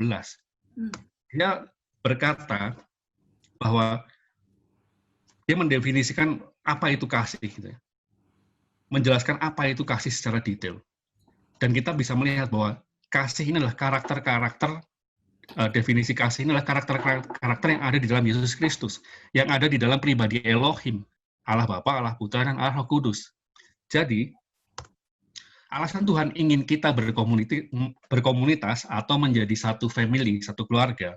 Yang pertama, komunitas atau keluarga adalah representasi dari Tuhan, Elohim yang satu, yang ehad. Dan yang kedua, komunitas atau keluarga adalah salah satu tempat terbaik untuk kita saling mengasihi. Seperti ketiga pribadi Allah Bapa, Allah Putra, dan Allah Roh Kudus saling mengasihi. Allah Anak menunjukkan kasihnya kepada Allah Bapa dengan menjadi taat. Allah Roh Kudus menunjukkan kasihnya dengan menjadi penolong. Dia yang mengeksekusi segala sesuatunya. Gitu. Dan Allah Bapa yang mengepali mereka semua. Nah, jadi kenapa Tuhan ingin kita berkomunitas? Karena Dia ingin kita menjadi seperti Dia, serupa seperti Dia. Itu yang bisa saya sampaikan. Coach, saya kembaliin. Terima kasih. Mantap. Oke, thank you, Paul. Ingat, di Kejadian 1 berkata bahwa baiklah kita nggak sendirian. Kita. Jadi Tuhan tuh nggak sendirian. Jadi siapa di tempat ini yang masih sendirian? Ini bukan bicara tentang single belum merit, bukan. Tapi ini bicara orang yang suka sendirian, nggak suka berkomunitas. Come on lah, berubah. Kita harus berkomunitas. Saya minta pemain musik boleh bersiap-siap. Oke, pastikan setiap kita ingat firman Tuhan tadi di Yohanes 5. Bahwa apa yang terjadi, tidak ada seorang pun yang menurunkan. Itu bicara gini, bahwa ini orang sakit sampai gak punya komunitas. Masih untung ada kasih karunia Tuhan untuk menyembuhkan dia. Tapi kalau Yesus gak lewat, please tolong jangan jadikan ini sebagai prinsip. Wah, orang yang sakit aja gak punya komunitas aja disembuhin Tuhan. Hey, tidak berkomunitas, Anda salah. Kita perlu komunitas. Kenapa? Karena di slide berikut yang saya akhiri, yaitu adalah bahwa Tuhan seringkali memakai komunitas untuk memberkati kita. Tuhan seringkali memakai komunitas untuk memberkati kita. Dan Tuhan seringkali memakai kita untuk menolong dan memberkati orang lain. Memberkati komunitas. Dengar baik-baik, Tuhan seringkali memakai komunitas untuk memberkati kita. Dan Tuhan seringkali juga memakai kita. Untuk apa? Untuk memberkati, untuk menolong komunitas. Jadi kita ini satu keluarga. Kita ini one family. Jadi nggak ada seperti yang tadi dikatakan Paul, nggak ada di firman Tuhan bahwa satu nggak perlu yang lain. Ya kita saling membutuhkan. Saya perlu seorang Liani. Supaya apa? Pada saat kita lagi worship, Liani bisa tolong saya. Tapi Liani juga butuh saya. Karena Tuhan tempatkan saya untuk memimpin sehingga Liani bisa belajar kepemimpinan, belajar sesuatu. Right, okay? Please, dengar baik-baik. Yang pertama, kalau Tuhan bertanya, please jawab. Dan gak usah berdalih. Karena berdalih tanda Anda punya masalah. Dan ketika Anda tidak menjawab, artinya Anda tidak menghormati. Jadi menjawab pertanyaan itu adalah tanda bahwa Anda menghormati orang lain. Yang kedua, kalau Tuhan tanya, bukan berarti Tuhan gak ngerti. Bukan Tuhan gak tahu, tapi dia tahu dan dia ingin melihat responmu. Respon apa yang engkau lakukan. Milikilah respon yang baik. Karena respon yang baik mengundang berkat yang baik. Mengundang orang-orang baik, mengundang opportunity yang baik. Dan yang terakhir, the power of community. Jangan sampai kita hidup di tempat ini tidak ada yang nolong karena kita tidak berkomunitas. Karena Tuhan seringkali pakai komunitas untuk menolong memberkati kita. Dan Tuhan seringkali memakai kita untuk menolong dan memberkati orang lain. Saya selesai. Terus sejenak di hadapan Tuhan. Kita akan melakukan perjamuan kudus. Bapak Ibu Saudara, siapkan roti dan anggur. Saya sudah siapkan di sini. Silakan boleh dibagikan. Oke. Kita naikkan pujian ini. Mengapa Engkau mencintai aku, Tuhan? Mengapakah Engkau mencintai aku dan mati untukku, memberikan hidupmu supaya aku dapat hidup, karena ku berharga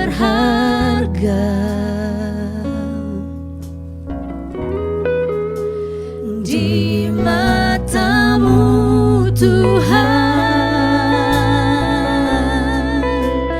Hidupku hanya untuk memuliakan-Mu. Oh, mengapakah Engkau mencintai aku dan mati untukku, memberikan hidupmu supaya aku dapat hidup, karena ku berharga di matamu, Tuhan. Di matamu, Tuhan.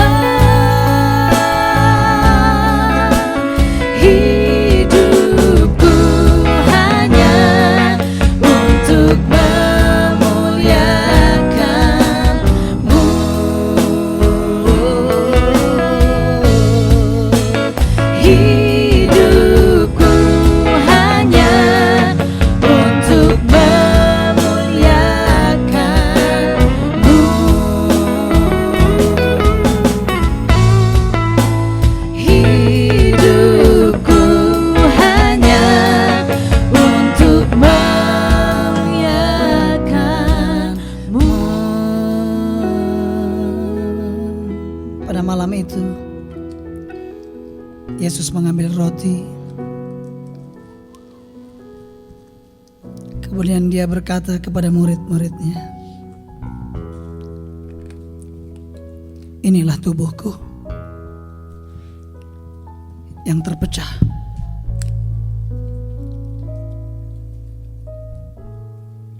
supaya engkau yang mati, engkau beroleh kehidupan. Supaya engkau yang sakit, engkau beroleh kesembuhan. Terimalah tubuhku untuk pengampunan dosamu. Mari kita makan dengan percaya.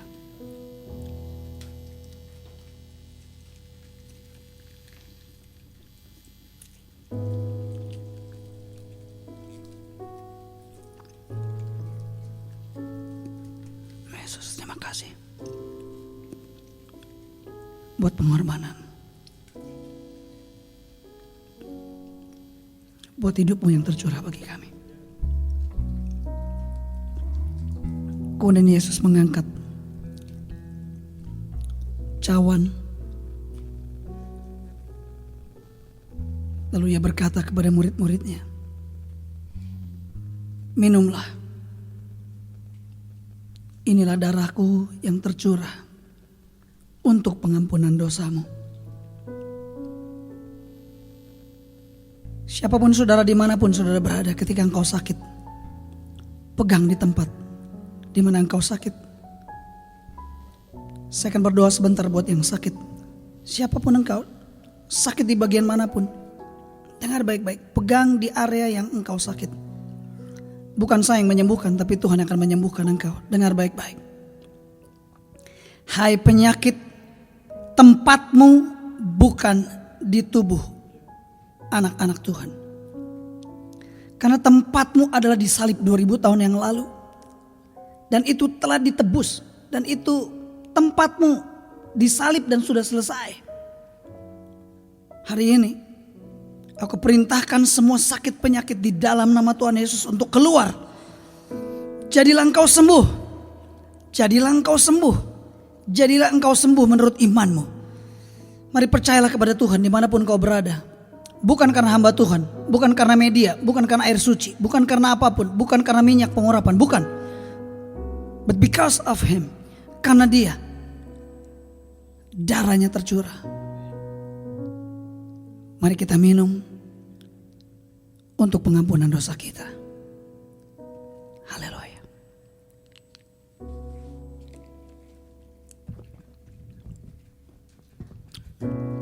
Mari kita berdoa bersama-sama. Bapa di dalam sorga, terima kasih buat tubuhmu, terima kasih buat darahmu, terima kasih buat pengorbananmu di kayu salib, ketaatanmu. Engkau mengorbankan semua kepentinganmu, kenyamananmu untuk kami. Kami mau belajar untuk korbankan kenyamanan kami, korbankan kepentingan kami, korbankan apa yang menjadi kenyamanan kami. Kami belajar seperti-Mu Tuhan, untuk melakukan ini bagi orang lain, untuk melakukan ini bagi orang-orang yang belum mengenal Engkau Tuhan, untuk mengorbankan diri kami, mengorbankan kepentingan kami, mengorbankan keuangan kami, untuk kami belajar tentang nilai-nilai ini dari Tuhan. Karena Engkau tidak menyayangkan nyawamu, Engkau tidak menyayangkan apapun yang menjadi kepentinganmu, tapi demi kepentingan Bapa di sorga. Kami mau bersama-sama menikmati perjamuan ini. Kami mau bersama-sama menghormati Tuhan lewat perjamuan ini. Gloria kashikaralaba kashikarada bahabra kashikaralaba. Oh yeah. Mengapakah engkau mencintai aku?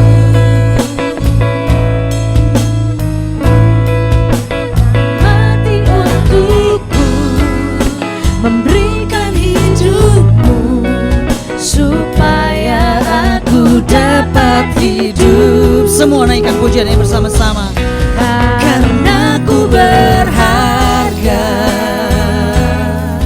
Di matamu Tuhan, di matamu Tuhan. Hidupku hanya untuk memuliakan-Mu. Mengapakah engkau semua sama-sama naikkan pujian ini. Come on church. mencintai aku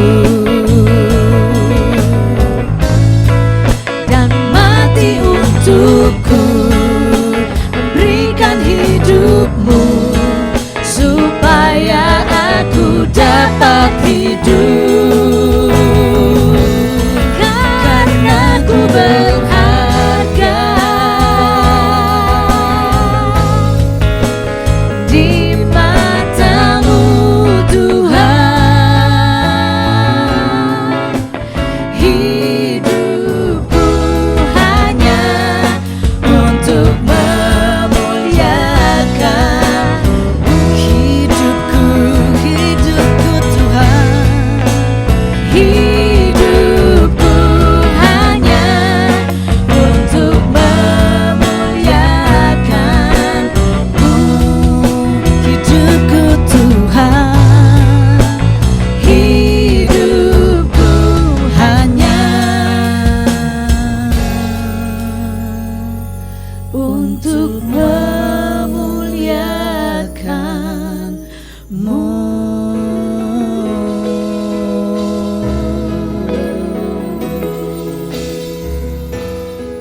Pakai hidup kami untuk memuliakan Tuhan.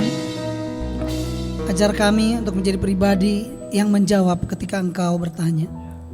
Menjadi pribadi ketika suami, istri, anak, pemimpin, jemaat bertanya, kami menjawab. Dan tidak perlu berdalih, karena biasanya berdalih pasti ada masalah. Kami mau jadi pribadi yang excellent di matamu. Kami mau jadi pribadi yang punya respon yang benar. Kalau Tuhan tanya, bukan berarti Tuhan tidak tahu. Tapi Tuhan pengen tahu apa isi hatimu. Dan Tuhan pengen tahu apa respon hidupmu. Pastikan jangan sampai kita seperti seseorang yang berkata, gak ada seorang pun yang menurunkan aku. Artinya kita gak punya community. Mulai hari ini pulang dari tempat ini, temukan komunitasmu. Jadilah pribadi yang sama seperti Bapa di sorga. Bapa, Putra, dan Roh Kudus. Mereka tidak sendirian. Mereka bersama-sama ada dalam sebuah community. Thank you Lord for the message. Terima kasih. Kami berdoa buat bangsa dan negara kita. Kami minta Liani boleh berdoa buat bangsa dan negara kita, Li. Tuhan, terima kasih Yes. kalau Tuhan sudah tempatkan kami di negeri Indonesia. Yes. Tuhan, kami tahu Tuhan bahwa gak ada yang kebetulan kami tinggal di negeri ini. Tuhan, biarlah Tuhan hadir di Indonesia. Tuhan, biarlah setiap orang yang saat ini Tuhan ada di negara Indonesia, siapa yang sakit Tuhan sembuhkan, setiap perekonomian di Indonesia Tuhan pulihkan Tuhan. Dan juga terlebih Tuhan, setiap anak-anak Tuhan boleh punya kontribusi besar buat negara ini Tuhan. Dimanapun mereka berada, di kota manapun mereka berada Tuhan, mereka boleh berkontribusi, mereka boleh jadi brand ambasador yang keren buat Tuhan. Terima kasih Tuhan Yesus. Mengapakah engkau mencintai aku dan mati untukku, memberikan hidupku supaya aku dapat hidup. Semua sama-sama naikkan pujian ini. Karena ku berharga, Dengar engkau berharga di mataku, kata Tuhan. Di matamu Tuhan, hidupku hanya untuk memuliakan-Mu. Kami bersyukur buat firman-Mu telah disampaikan buat kami. Terima kasih. Kami mau jadi pribadi-pribadi yang melakukan kehendak Tuhan dan menghormati Tuhan. Tubuh dan darah-Mu telah dibagikan buat kami. Kami percaya kami dipulihkan, kami dimerdekakan, kami mengalami anugerah dari Tuhan yang besar dalam kehidupan kami. Dan kami mau menjadi pelaku-pelaku firman Tuhan. Terima kasih Bapa, terima kasih Tuhan Yesus. Kami berdoa mengucap syukur di dalam nama Tuhan Yesus. Semua yang percaya sama-sama katakan amin. Wow. Oke, wow, luar biasa sekali. Setelah lama sekali Herman tidak tampil, hari ini Herman tampil dengan memukau luar biasa ya. Oke, buat Bapak Ibu Saudara yang mengalami berkat dari Tuhan dan ya Tuhan menganugerahkan begitu banyak harta bangsa-bangsa di tanganmu, saudara bisa memberikan persembahan di nomor rekening 777 0666 168. Saya ulang, 777 0666 168 atas nama Elvina Suryadinata. Ingat BCA, oke? Bukan bank yang lain, BCA, oke? Terus kemudian hari ini kita akan sama-sama besok maksudnya akan merayakan 17 Agustus, hari kemerdekaan kita. Kita berdoa supaya bukan cuma negara yang merdeka, tetapi kita juga merdeka dalam karya, merdeka secara spiritual, merdeka di dalam financial. Kita berdoa sama-sama supaya bangsa kita menjadi bangsa yang keren, dihormati oleh bangsa-bangsa lain. Dan saatnya bukan bangsa-bangsa lain datang memberkati Indonesia, tapi bangsa Indonesia keluar memberkati bangsa-bangsa. Asik. Oke, please angkat tanganmu. Kita akan menerima berkat dari Tuhan. Oke? Jadilah pribadi-pribadi yang mencerminkan Bapa di sorga. Baik dalam hal berkomunitas, baik di dalam menjawab, baik di dalam merespon. Jadilah seseorang yang punya nilai-nilai hidup yang keren. Jadilah pemenang-pemenang, bukan pemenang pertandingan saja, tapi menjadi pemenang di dalam kehidupan. Menjadi orang yang berkarakter, menjadi orang yang punya nilai-nilai, punya prinsip-prinsip hidup. Pulang dari ibadah Zoom online ini, walaupun kau ada di rumah masing-masing, dengar baik-baik, Tuhan telah menetapkan engkau untuk keluar dan jadi berkat, keluar dari zona nyamanmu untuk belajar dari Yesus, untuk mengorbankan semua apa yang menjadi kepentingan kenyamanannya demi sesuatu yang jauh lebih baik bagi jiwa-jiwa, bagi keluarga, kota, dan bangsa. Jadilah berkat dimanapun engkau berada, dan muridkan bangsa-bangsa sampai mereka memiliki karakter seperti Kristus. Di dalam nama Tuhan Yesus kami berdoa, kami mengucap syukur. Semua yang percaya sama-sama katakan amin. God bless you. Selamat hari Minggu. Wow.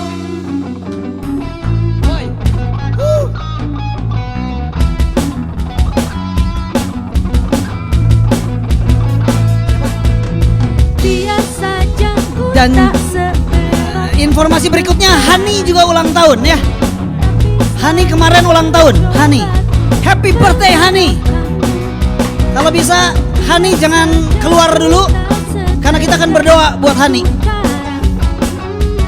Tapi selalu ku coba untuk melindungimu, pertahankan kau demi kehormatan bangsa. Pertahankan kau demi tumpah darah semua pahlawanku. Merah putih teruslah kau berkibar di ujung yang tertinggi di Indonesiaku ini. Merah putih teruslah kau berkibar, kan selalu menjaga. God bless you.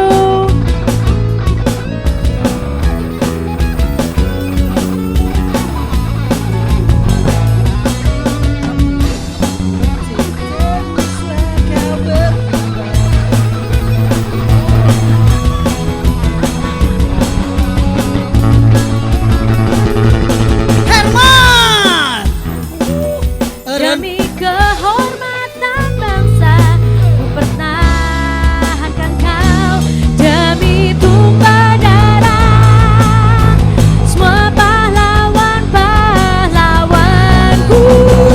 Hey!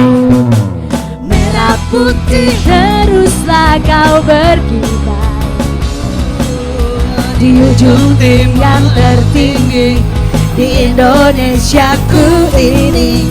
Merah putih teruslah kau berkibar.